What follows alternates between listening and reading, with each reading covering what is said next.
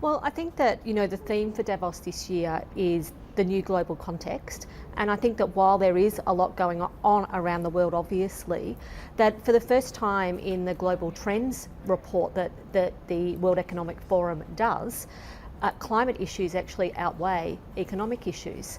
So I think there is a really good recognition by business leaders, which is what we need, that we do really live in changing times. We live in a changing world and we are going to be impacted by environmental issues. For example, we all have growing and ageing populations. So those ageing populations are going to require about 60% more food to be able to feed everybody. We're also going to use a lot more water, and we're using water at a really rapid pace. So these are issues, because how do we make sure that we've got food security? How do we make sure that we've got access to water? How can we make sure that we can grow the crops that we need?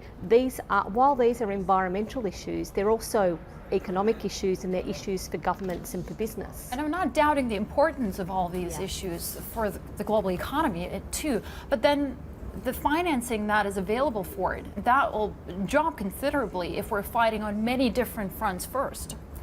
Well, I think one of the things that's also recognised within the Global Risk Report that the World Economic Forum has put out is that not responding to climate issues is really going to cost economies, and it's going to cost companies as well. It's going to cost investors, and that's why investors, I think, are paying so much attention to this issue.